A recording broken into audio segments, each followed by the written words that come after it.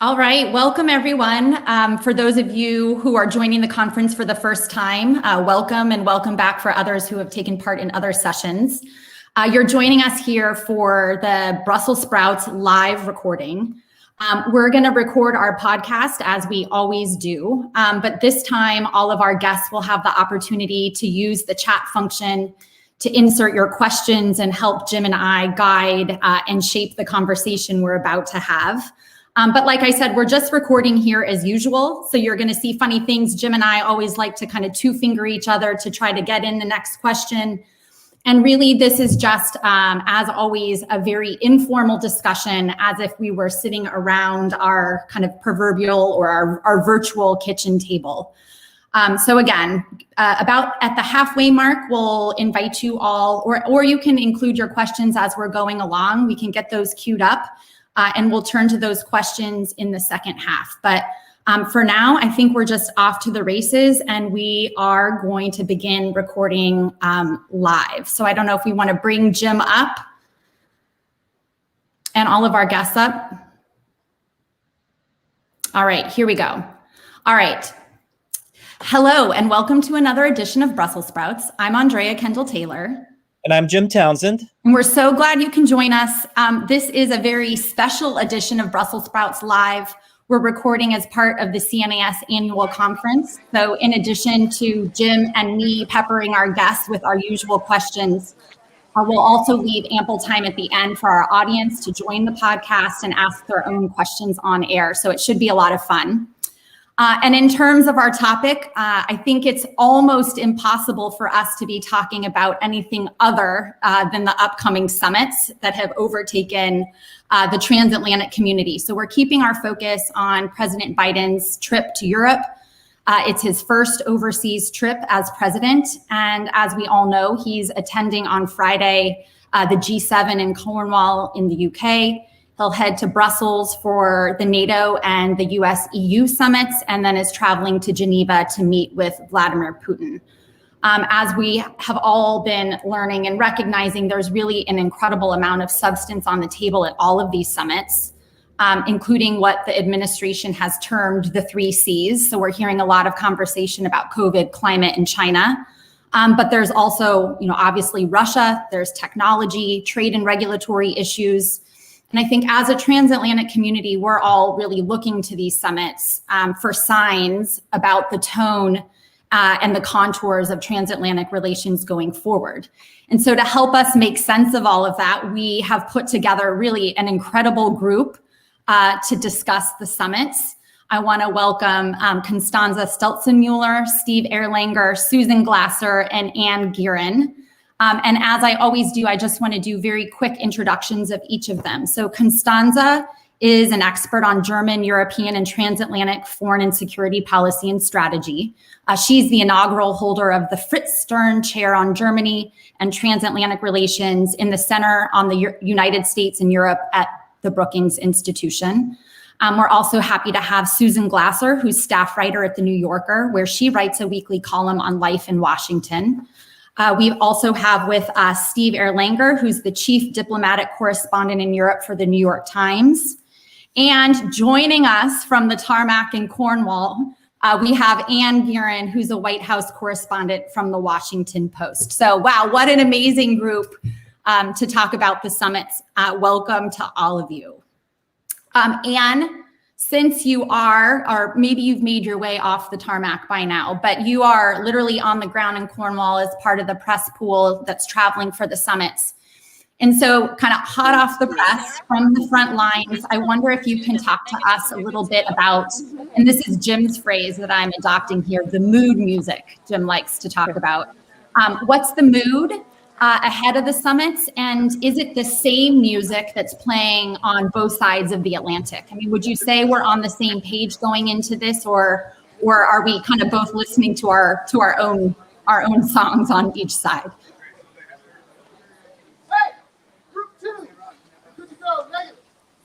Anne, over to you. Can you hear me? Hey, Bree. We can't hear Anne, can we?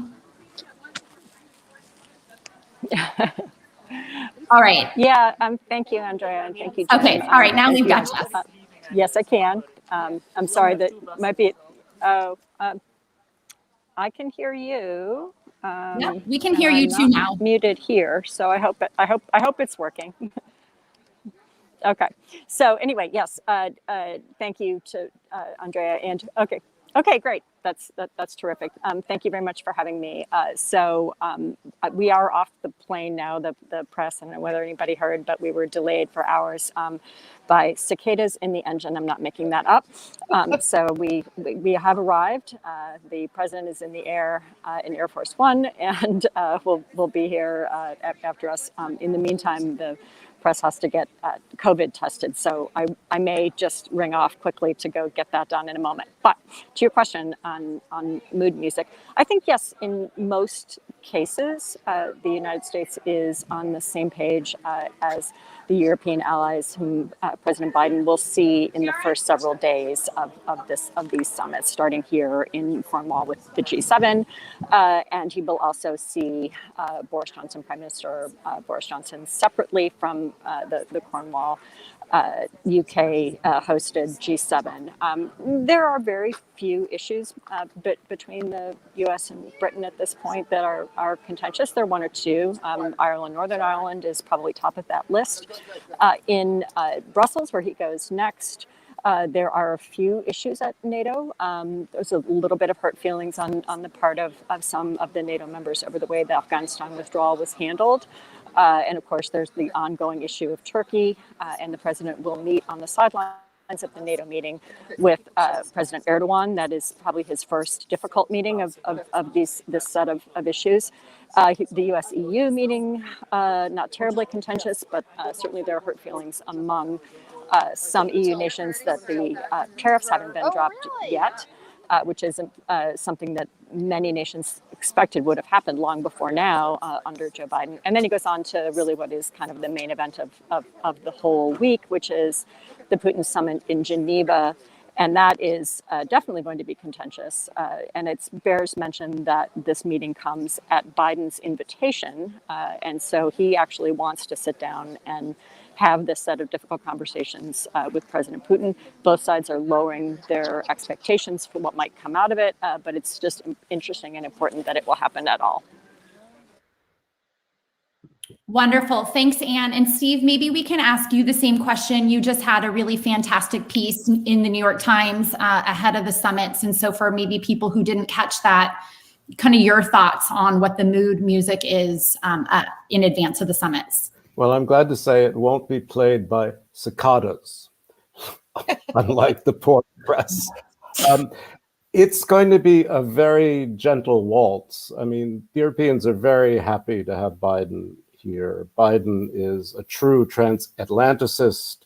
He's very fond. He understands Europe, first of all. Europeans will see this as a kind of God, a man who likes us, who sees us as allies, who wants our help, who doesn't think we're enemies, who doesn't think we're out to screw America, who believes in NATO, believes in Article 5. Now, there are, of course, issues. I mean, Biden will have a price tag. The price tag is likely to be China.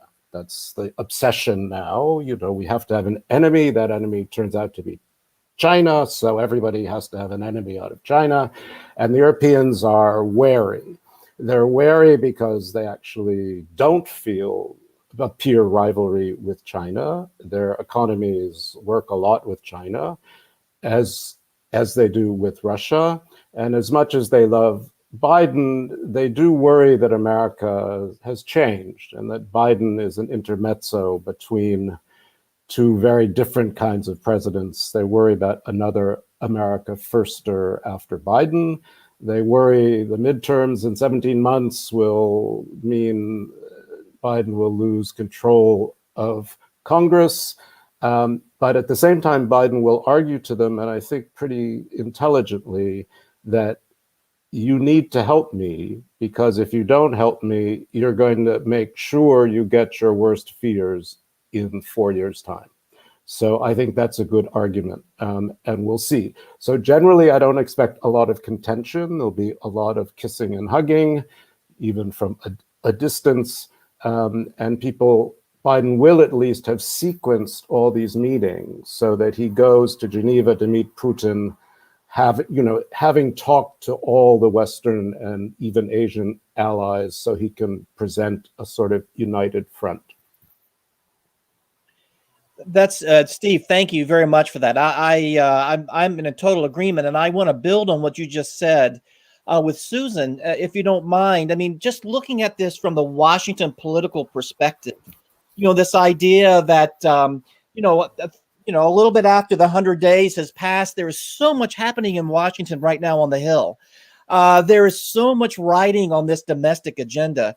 Then suddenly, for the American president to pick up and go to Europe, when he's been talking about China and including the package that has just been coming out of the Hill on China, and all of a sudden he's going to Europe, he's making a number of very important meetings there, summits there.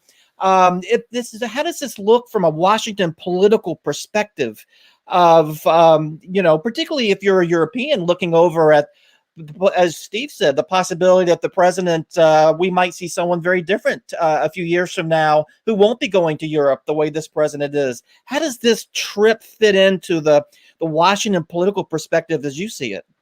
Thank you so much, Jim. And I think Steve's point is an excellent one in that the uncertainty about whether Trumpism remains a kind of dominant narrative and Biden is a sort of welcome, intermission, but perhaps a misleading one. In some ways, the timing of this trip may reinforce rather than undercut that narrative, because you just had, right in the lead up to this, you did have this rare bipartisan bill, as you pointed out, Jim, just yesterday, both Democratic and Republican senators voting on essentially an industrial policy series of investments that are meant to counter China. At the same time, the bigger political news right now, of course, is this issue with, the Senate just in the immediate run-up to Biden's trip, rejecting a bipartisan January 6th commission. Congress can't even agree to investigate an attack on itself. And, for European leaders, they may not be following the ins and outs of the infrastructure negotiations, but this is not a complicated thing. It tells them in a very, very loud way that the dysfunction, gridlock, and political polarization that gave rise to Trump in the first place not only has not gone away, but that Republicans, given the opportunity to make a break from Trump, at least the elected Republicans on Capitol Hill, have chosen to double down on conspiracy theories, lies, and denialism in a way that I think is undercutting for Biden and the message that we need to make democracy work. And I think in the same way, the collapse of the infrastructure talks that he was holding with a Republican senator from West Virginia, Shelley Moore Capito, she was delegated by the Republican leadership to have those talks,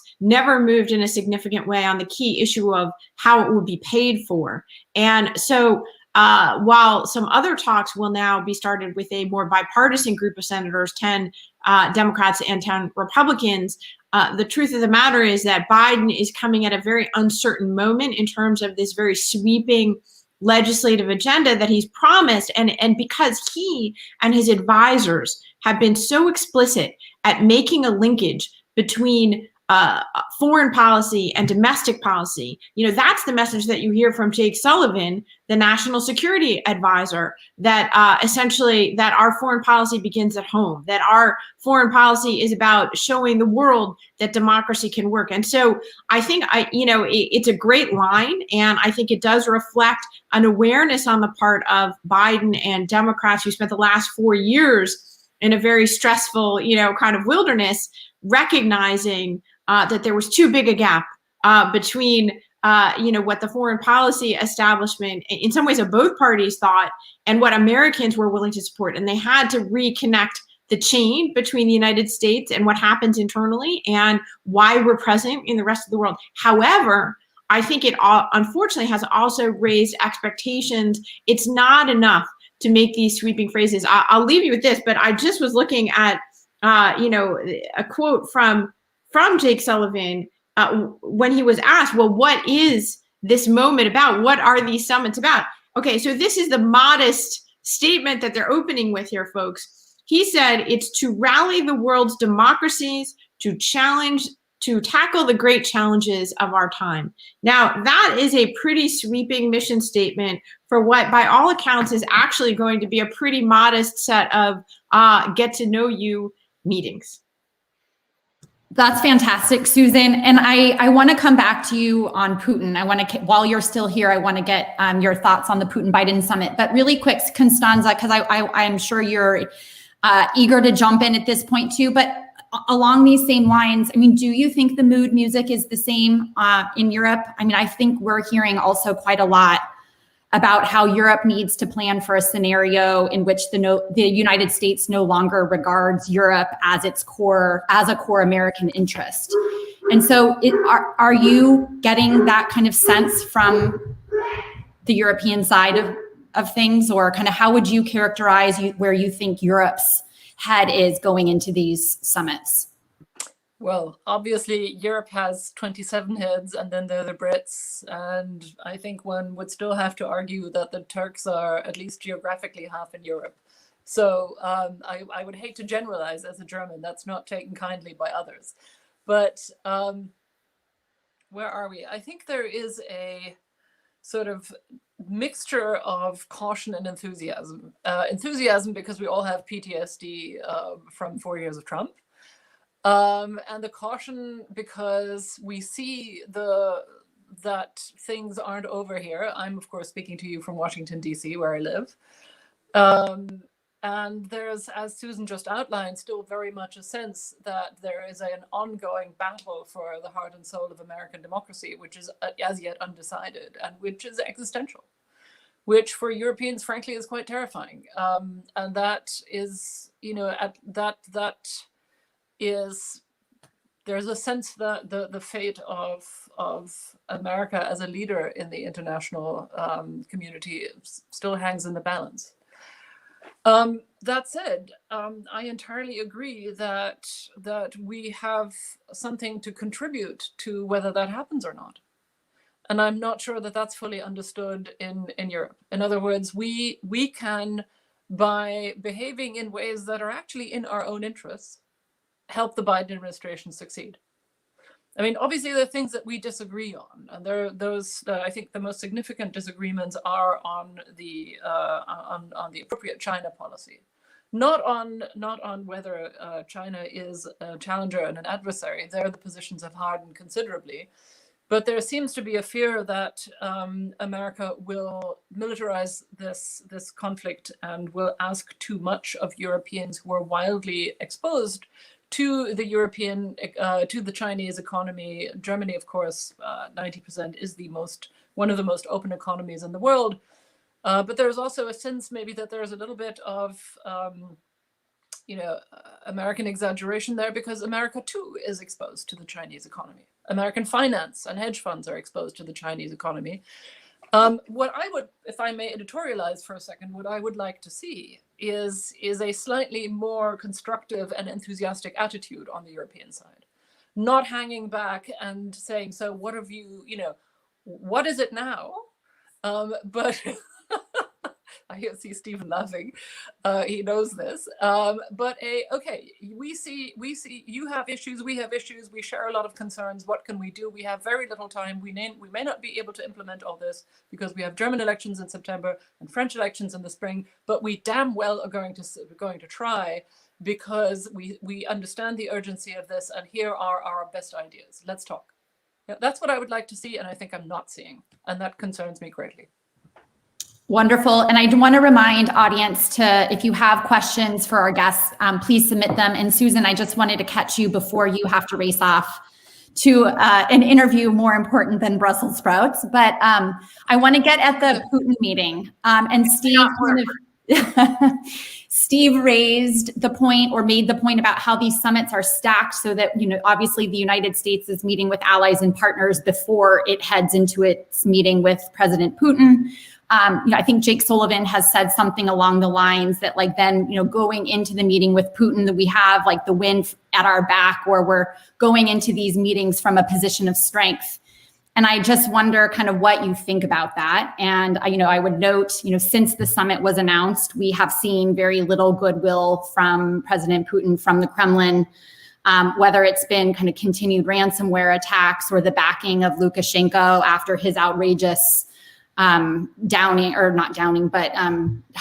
of the plane in Europe, whether it's his sustained attacks on Russian opposition. So he hasn't shown a whole lot of kind of eagerness, I would say, to engage with President Biden. So I guess I want to ask you what you think Putin's mindset is coming into this summit. What is his headspace as he comes to this summit? And if you were President Putin, what is it that you would be looking to get out of the meeting with Biden? Well, I'm not sure I can even begin to put myself in Vladimir Putin's brain. But on some level, we don't need to. Joe Biden is his 5th United States president. Okay, he knows the drill, and I think that you're absolutely right. And I'm so glad you mentioned the Belarus skyjacking, which is just an outrageous infringement on the world order. And frankly, I haven't heard enough noise about that from Europeans. I mean, my God, I can't think of something that more directly affects them. I know they acted quickly and imposed sanctions, but, I know there's a lot on the world's agenda, and frankly, these summit meetings are set pieces. And the G7 and NATO and the EU summit, as you pointed out, we're talking about the 3 C's. We're talking about China, COVID, climate. These are big, long-term, existential questions of the kind of stuff that, communiques are written about and negotiated over. But it seems to me that you've got some crises that are pretty urgent that don't necessarily always register as urgent. And in that sense, the timing seems terrible. There's a lot of skepticism, of course, here in Washington about why it is that Biden felt the need to elevate Putin, as we all know now, because again, it's his 5th US president. Vladimir Putin likes to be elevated on the world stage. It's a playbook that he's gone back to again and again and again when he is challenged at home, as he is right now. And that, I think, is an important thing to understand in terms of his mindset going into it. But also, he thinks that Biden and the United States is weakened. He thinks that he's succeeding. And I think that that is something that doesn't get enough attention in Washington or other European capitals. The bottom line is that right now, it looks to Vladimir Putin like he sent 100,000 troops to the border with Ukraine, and guess what? It worked. And he got Joe Biden to pay attention to him after months of this annoying, from Putin's perspective, China talk from the new administration. All of a sudden, it's Russia, not China, that gets a first summit. All of a sudden, Vladimir Putin, we're not talking about Alexei Navalny, and we're not talking about the fact that there's enormous fatigue inside Russia with Putin's tenure and a sense that he is as on a weak a position internally as he has been throughout his 20 years plus in power. And, this again is a playbook that Putin has gone to frequently, and to the point about what kind of a hand does Joe Biden really bring to this conversation. I think, it's the weakness of American democracy and not its strength, arguably, that is on display at the moment. Right before I came on here, I was looking at some numbers spotlighted this morning in Slate out of the latest series of polls. 53% of Republicans believe that Donald Trump is, quote, the true president of the United States right now. So, folks, how does that square with Joe Biden coming to Europe and telling everybody, hey, good news, I'm here. Now the world's democracies are going to unite and show those bad boy autocrats who's in charge. I mean, come on, and so I understand it. I'm very sympathetic. I would like that to be true, as I imagine, many of the listeners would like that statement to be true, but it strikes me as very aspirational. And Putin certainly is aware of this context when he's having this meeting this week. Yeah, no, go ahead, Jim. No, please go ahead. I mean, that's a tremendous statement. And I was going to ask Steve, as a longtime observer of summits and American presidents coming to Europe, have we ever seen this kind of audience awaiting an American president going to NATO, going to Europe for summits? What Susan just said is very powerful. And I'm trying to think back to other times where an American president might have been going to NATO and to Europe with the same kind of weak hand in some ways, politically, certainly, that he's got to play there. It's a very good question. I think it's not, well, the Putin question, let's put aside for just half a second. I think Biden comes to Europe and NATO with a pretty strong hand, I would say, right? I mean, NATO has raised its deterrence, partly under Donald Trump. I mean, it is going to move ahead to authorize a study to renew its strategic plan, which 10 years ago, 11 years ago, saw Russia as a partner and barely mentioned China. So the world has changed. NATO will change with it. It's more interested in how you deter this Russia, how you deter this China than it's ever been. So I think that's fine. Now, Putin, I think we exaggerate the danger Putin presents to the rest of the world. Now, what he does at home, we can't really do much about. But I think Biden's going to talk a lot about Navalny, and he's going to talk a lot about Lukashenko, and he wants a strategic stability with Russia if he can get it. He wants to park Russia because he's got other things that he wants to do. And if that means patting Putin on the head, that's okay. Now, Putin will play a sort of whataboutism game. There's no question. But, when it comes to something like Belarus, which breaks my heart, I mean, what are our tools really? I mean, let's be honest. What are we going to do? So I think, we also want to be careful not to fall into 1956 and Hungary and pretend we're going to do more for these people than we're actually prepared to do. I think to cordon off Putin, to talk reasonably tough to him, to tell him we want more arms control, we want to control space, we want to talk a little bit about climate, we want to deal with you on things we can deal with you, and basically for the rest, we're going to push you back. So Susan's right. I mean, Biden comes with a sense, and you see it in the polls, that democracy is in retreat. People are unhappy with their institutions. The COVID thing has undermined faith in all sorts of governments that at least have democratic outlets. Germany has put a do not disturb sign until September on its door, and everyone's worried about France, right? Because there's a real worry Macron's going to come in third in the first round. So, I mean, there's things to play for, and Putin is on the side of those things.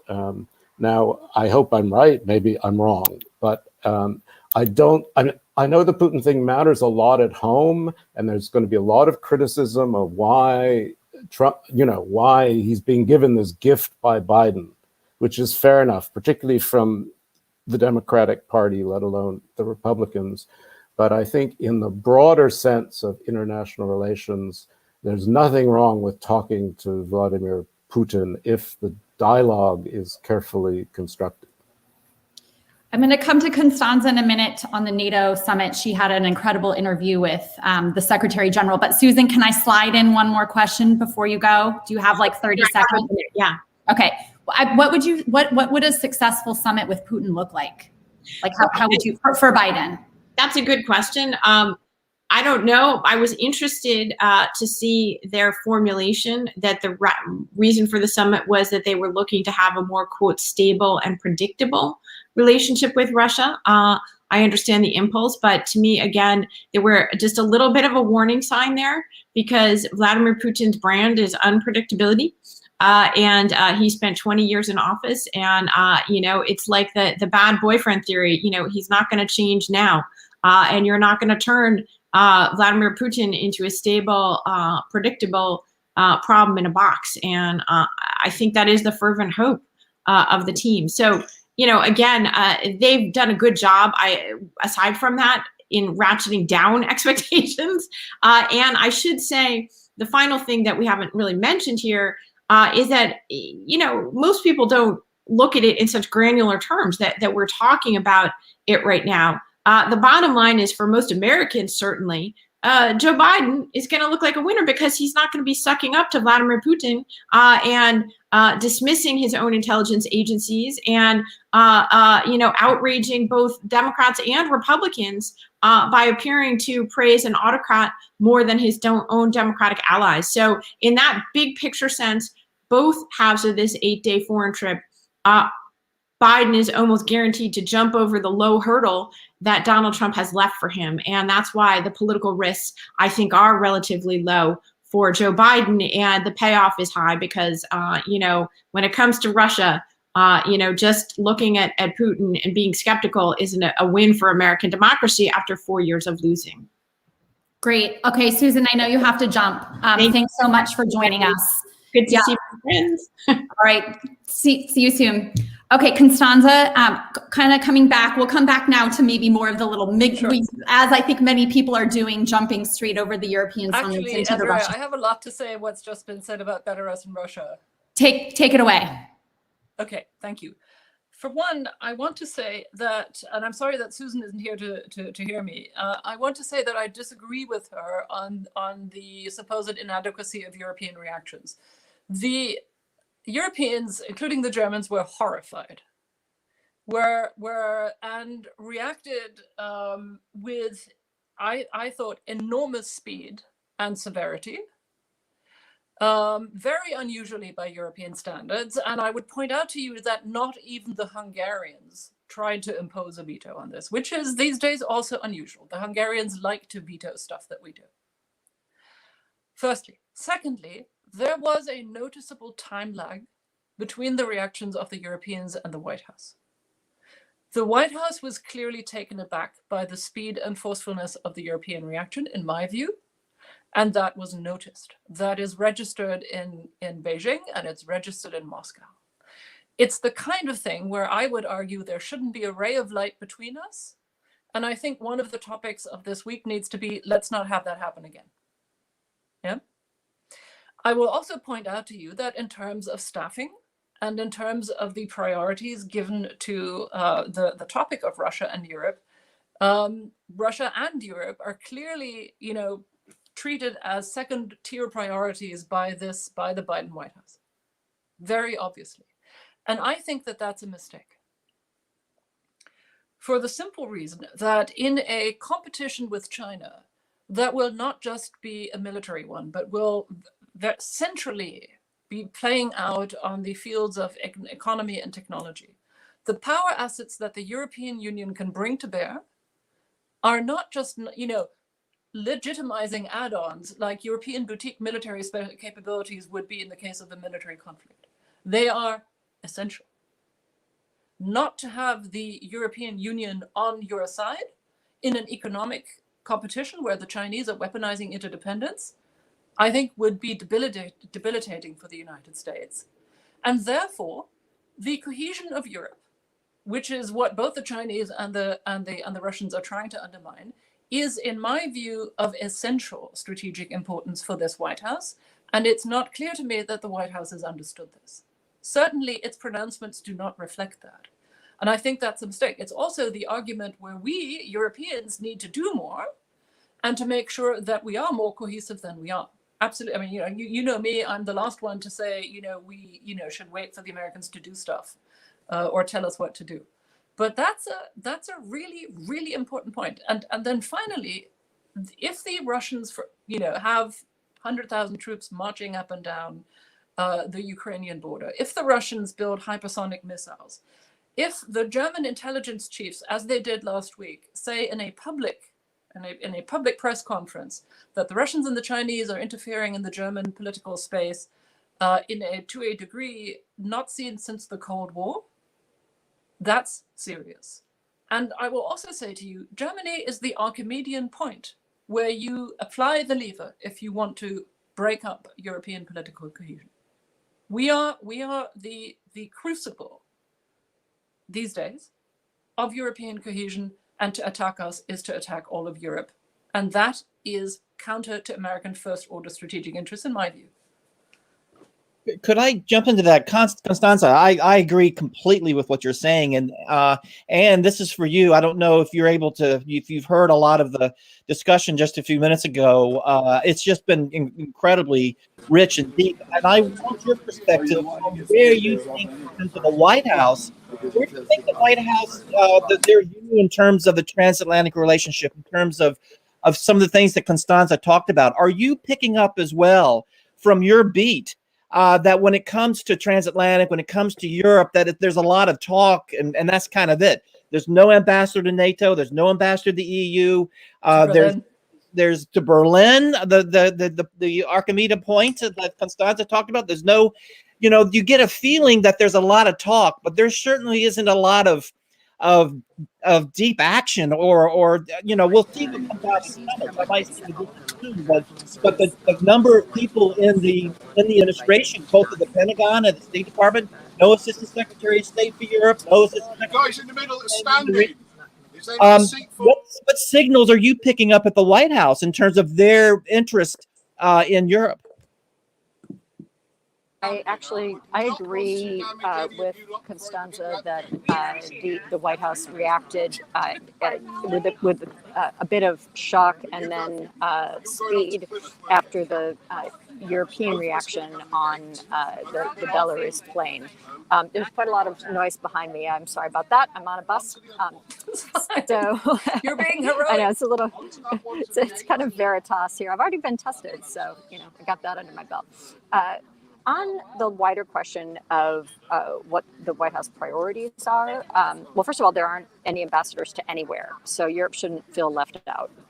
The White House has been extraordinarily slow in naming political ambassadors, and frankly, not that fast in moving on State Department career ambassadors, for that matter. The first slate of Biden's State Department crew is having hearings this week. It's June. So, and obviously people usually move around in the summer. So they're not moving fast on that.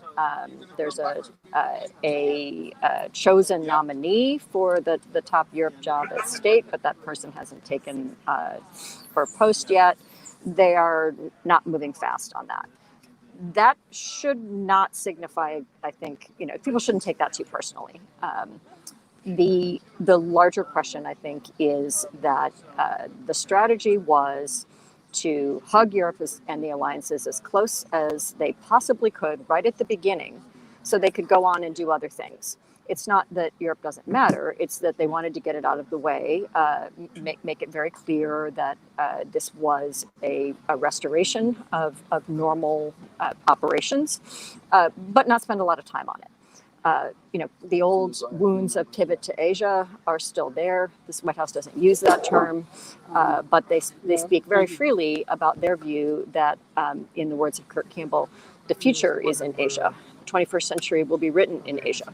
That is a nice way of saying it ain't going to be written in Europe and the Middle East, but we want you all on our team when we go trying to do big things in Asia. Yeah, really, this is just such a fantastic conversation. Maybe if we zoom in a little bit on the NATO piece, and Constanze, we have a number of questions from the audience coming on the NATO piece, but so maybe as a pivot point, Constanze, just to have you, as I mentioned earlier, you had a really fantastic interview with the NATO Secretary General. And for those of you who haven't seen it, go check it out on the Brookings website. But if you're kind of reflecting on that interview, Was there anything that you heard that was surprising? I mean, I think we have a good sense of what the business is going to be. You know, they're going to go in and they're going to talk about deterrence and defense, and they're going to talk about NATO resilience, and they'll talk cyber and partnerships. And there's a kind of a whole checklist of issues that we know are on the agenda. But kind of, as you reflect on that interview, anything surprising, anything that was concerning, kind of what jumped out at you or what stuck with you from that interview? Well, thank you, Andrea. I would say that I worked hard to get something surprising out of the Secretary General, and I was foiled at every step. I don't think that any of those who cover NATO, even more closely than I do, such as Steven, heard anything they hadn't known before. I think that I think that Stoltenberg was a good Secretary General to have during the Trump era because he didn't freak out. I mean, I heard him give that speech to the two houses of Congress, and it was a very warm and genuine speech, which I think, actually did a great deal at the time to bridge relations a bit. It was important to have him in that role. But now I think that, again, I'm going to come back to my to my central point here, and Anne was saying we shouldn't take these things personally. That's absolutely, America's a superpower, we're not, but that's not quite what I was trying to say. What I was trying to say is that in a world that is characterized by both competition and interdependence, and where a lot of that competition takes place on an economic and technological plane, actually the power relationship between America and America and the European Union, caveat, in as much as we're cohesive, is somewhat equalized. In other words, in the military relationship, we are, legitimizing add-ons. We add decoration by being, additional numbers, and because we're democracies. But we don't add military capabilities. What we add is location and a bit of, boutique stuff. The Brits add their intelligence and that kind of thing. We Germans add, land capabilities, whatever. But we're not really, we're not ever going to be decisive in an all-out war. But in a situation where you're not talking about war versus peace, where you're talking about ongoing conflicts that go between propaganda and disinformation on the one hand, and the weaponization of economic dependence on the other, the power relationship between America and Europe is firstly somewhat equalized. We have assets to bear, we have things to say, and we can express and argue disagreements in a somewhat more legitimate way, I would argue, than we can in the military relationship. And finally, I would also say that it is not, for all of those who advocate restraint in this town, I think it is actually a strategic mistake to think that America can afford to be indifferent, or to deprioritize the destabilization of Europe by the Russians, because that hampers our capability to be supportive on the larger question of competition with China. Yeah, that's my argument, and I think that's a very, it's a little bit complicated, but it's very real, and I worry that that's not fully understood on both sides, just how much we need each other.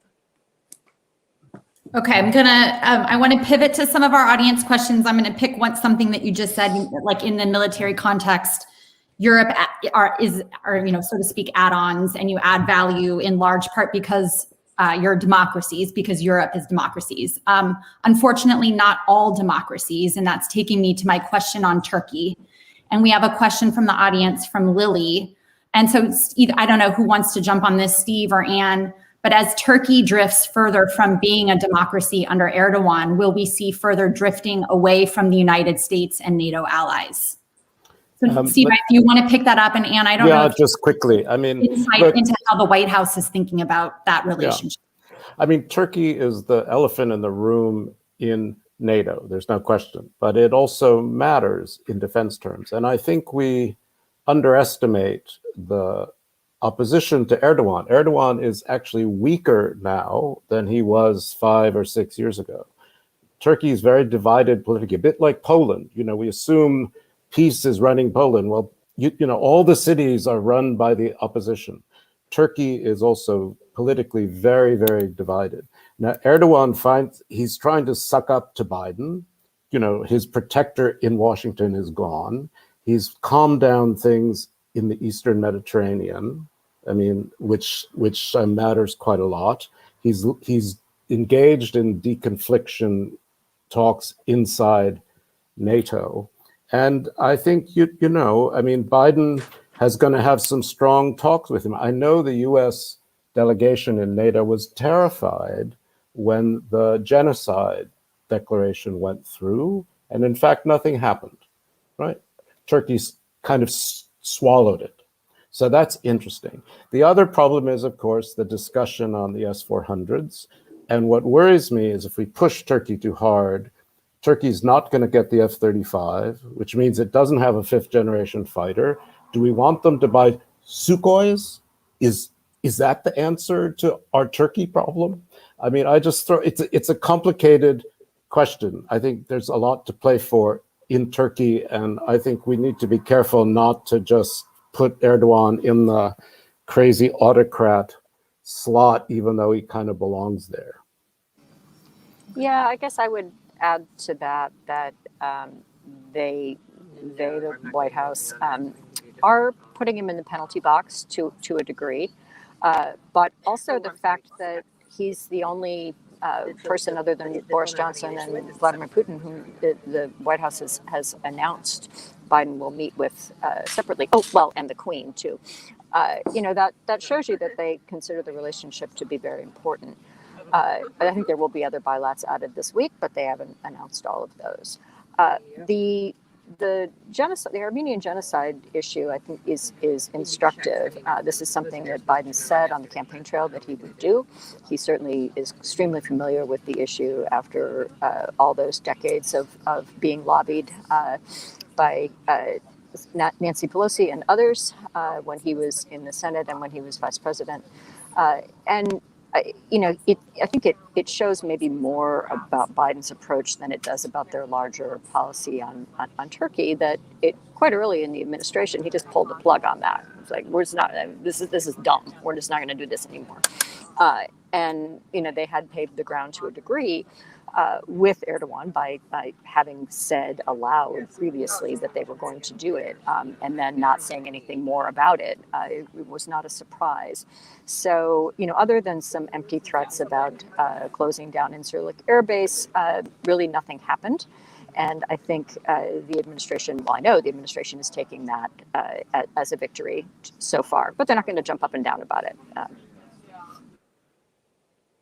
Wonderful. Okay, we have another question from the audience from Becky Corman, who's asking about Afghanistan, kind of in the NATO context. And her question is, with the US withdrawal from Afghanistan coming, what effect will that have on burden sharing between NATO allies? I don't know who wants to jump on that question, but maybe to talk a little bit, Constanze, if you want to say something about how that decision is being viewed from the other side of the Atlantic, and then we can talk about maybe we can tackle this broader issue of burden sharing as well. Sure. I think the Afghanistan withdrawal was actually a case where the Europeans were genuinely wrong-footed by the decision from the White House. I've been told that by credible sources, and they then sort of, did a hard swallow and said, all right, we're just going to have to adapt quickly.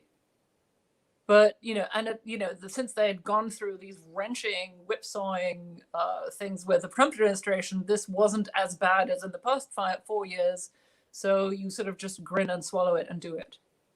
And I think we are agreed on the ultimate outcome.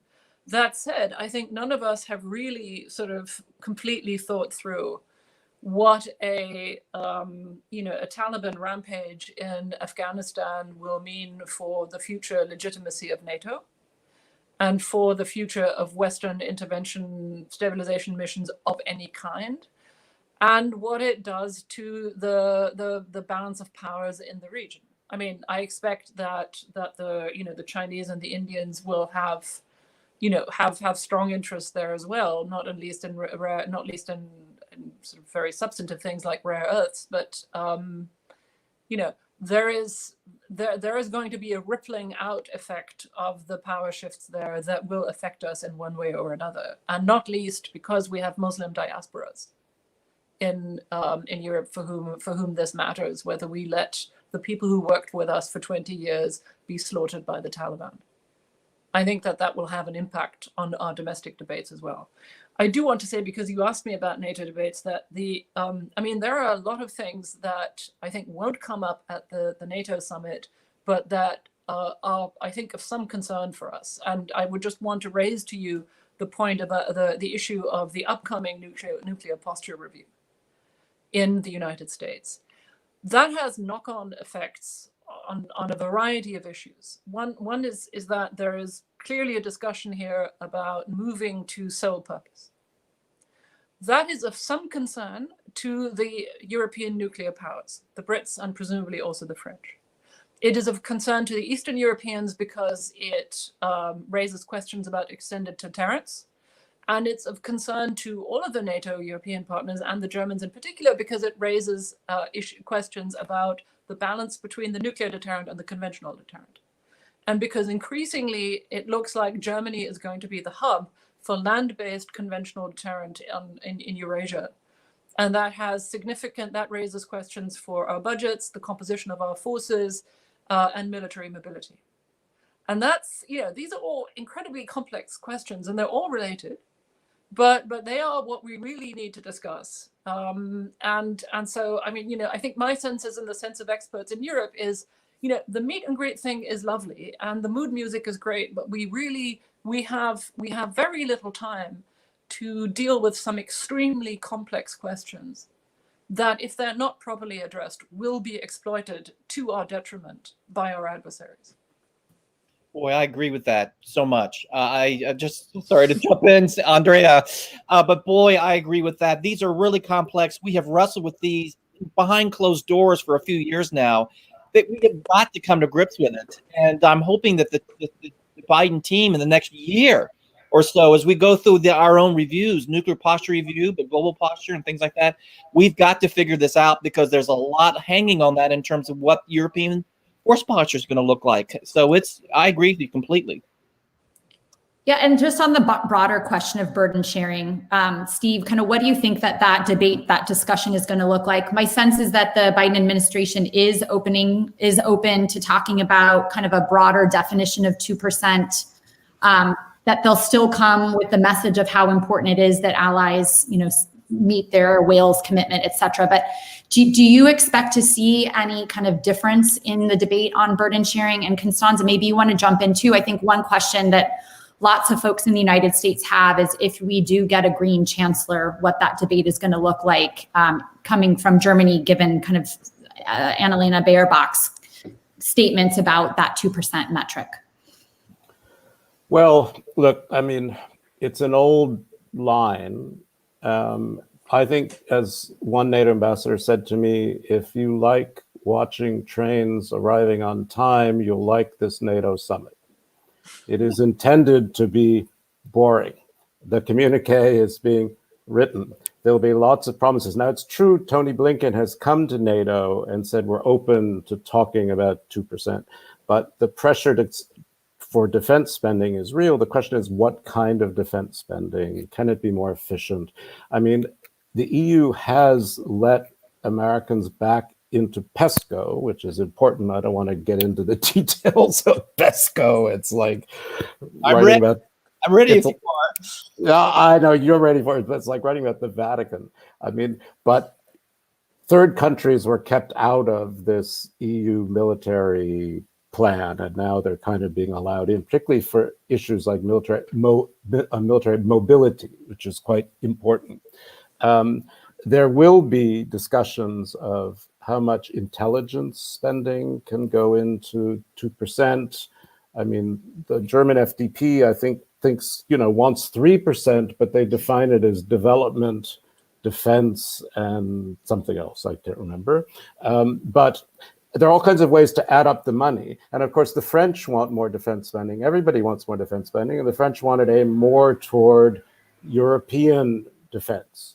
And the big concern, it's not like the Albright days where the US said, what a horrible, stupid idea. The Blinken-Biden people are being much more open to it, but are very eager that there not be duplication and that European spending actually fit in terms of NATO capability needs. So that's a big debate, and the debate to come to is also about, it's common funding. I mean, how much the NATO budget itself can be used for common spending. The French hate this, other people like it. I mean, and then there's simple questions. It's hard in a 2.5-hour meeting with 30 people, but some of the things they have to decide are like, who's going to run the Kabul airport and who's going to protect it? I mean, you talk about Afghanistan. I mean, people are fleeing. Now, it reminds me so much, this is my age, of Vietnamization, right? And, let's leave it to the Vietnamese and let's see how long they can last. I didn't like the idea of pulling out altogether personally. We have troops all over the place, another 3,000 troops there, fine, but that wasn't ever what Biden was going to do. Even that, I knew that. The Europeans should have known that, but this felt like diktat to them, a pretense at consultation in the old style, and they're hoping this is an exception. Yeah. Do you want to add anything on? We're almost at time. I mean, I don't know if you want to have say a quick word about kind of where that discussion currently is in Berlin on the burden sharing side. Constanze. Well, the burden sharing debate is a tedious one for everybody.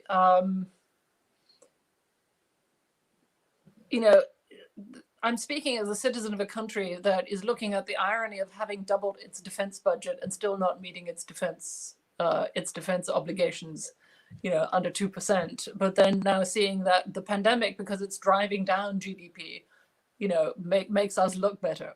I mean, that is just bizarre. And I think we all know that this metric is unhelpful in so many ways. So I think we have to have a saner conversation on that. I'm frankly much more worried by those in Germany, who think, whose mindset is rooted in the 80s. And I'm thinking in particular of the parliamentary whip in the Social Democratic Party, who has a great deal of power, and I think is somewhat personally responsible for the departure from political life of the three sane sort of defense policy experts in his party in the Bundestag. That's not good. On the other hand, I think we've all seen, we've seen a hardening of attitudes, including in my country. So I'm not all that worried that we can't find a measure of agreement on what burden sharing should usefully constitute.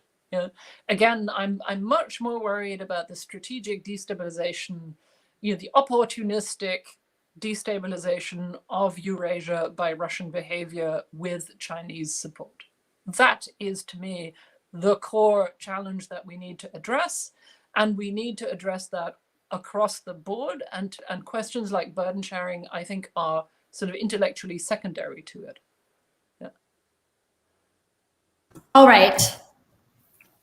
We said there was a lot of ground to be covered across the summits. We covered a lot of ground in our discussion of the summits. We talked about nuclear sharing. We talked about Russia, burden sharing, Afghanistan, Turkey. I mean, we talked about China.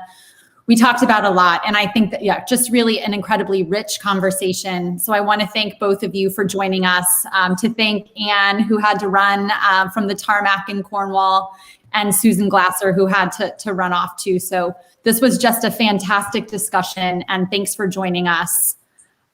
It's a pleasure. Thank you so much. Always great to talk to you and to talk with friends. Great. And so go ahead, Steve.